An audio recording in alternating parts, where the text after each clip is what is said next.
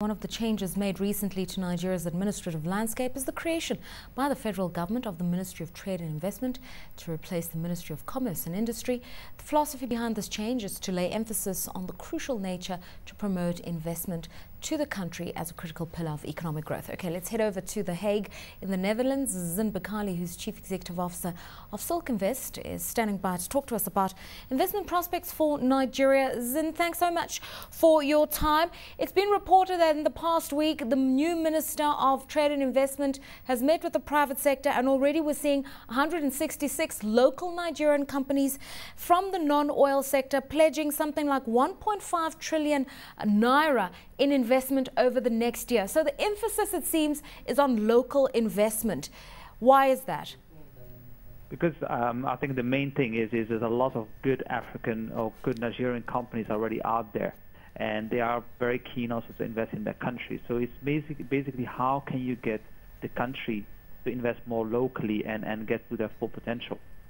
There's also the reality, though, Zin, of the fact that the leading economies in Africa, particularly Nigeria and South Africa, have seen a significant drop in FDI over the last few years. I mean, figures being bandied about is anything between 60 and 75%. What does Nigeria need to do to regain lost ground on the FDI front?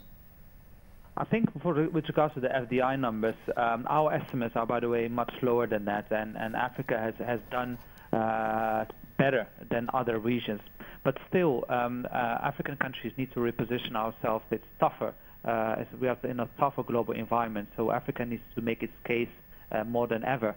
And in that sense, to come back to the first point, starting with local champions, trying to get them to invest more locally is a good place to start. And by doing so, you'll create also an environment which is typically attractive for foreign investors. Because foreign investors will eventually also see what is happening locally. If they see that the locals are investing, they will follow.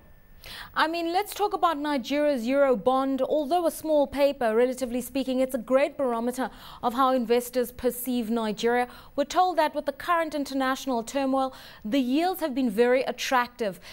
Can you confirm that? And from your reading, what are investors just saying about a country like Nigeria? Nigeria is certainly still an unknown, there's also a new kid to the party in that sense for many investors. If you look at local currency side of things, Nigeria is really one of the most attractive countries. You get like a yield typically from up close to 15% with inflation, which is below than 10%. So you get a very nice real yield.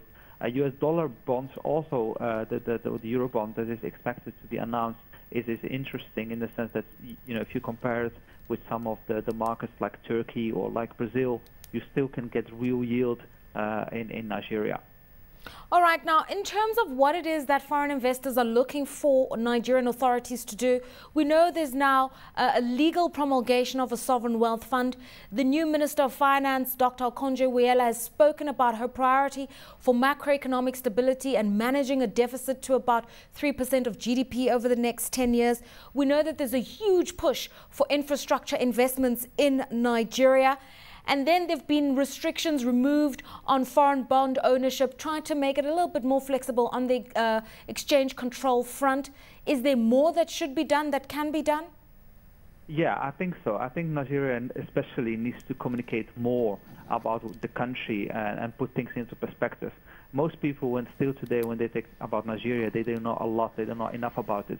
And to share, it's also important to share the success stories. Some of the big companies in the world, like Nestle or like Lafarge or like Heineken, are extremely successful in Nigeria. They have done very well. It's very important to showcase that. It's also very important to showcase the examples of local companies like Dangote, to say, okay, both local companies as foreign companies are successful. Also, and the final thing, from my point of view at least, it was also important to address the security situation and explain, or at least make it less scary than most people think. and to take away the Nigeria risk as much as possible. Morgan Stanley released a report that basically suggests that in the next year or so we could see about $33 billion coming into Nigeria via capital flows. So the emphasis on portfolio flows versus physical investments at an FDI level. Do you concur with that view? And would it be easier for investors to come through the stock exchange as opposed to physically investing on ground, creating jobs, that sort of thing? Both are good and both have their strengths and weaknesses. If you invest in the local stock market, it's very liquid.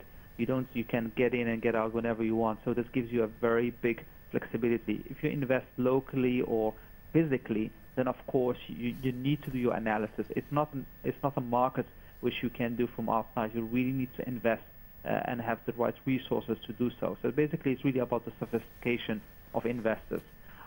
With regards to the opportunity, the stock market today of Nigeria is only around $60 billion. That of South Africa is around 10 times bigger. So this gives you an idea of the potential where Nigeria could go in the coming years. All right, let's talk about also this meeting that the new Trade and Investment Minister had with the private sector. They're going to be focusing on things like fertilizer manufacturing. That's where the Dangote group of companies has come to the fore.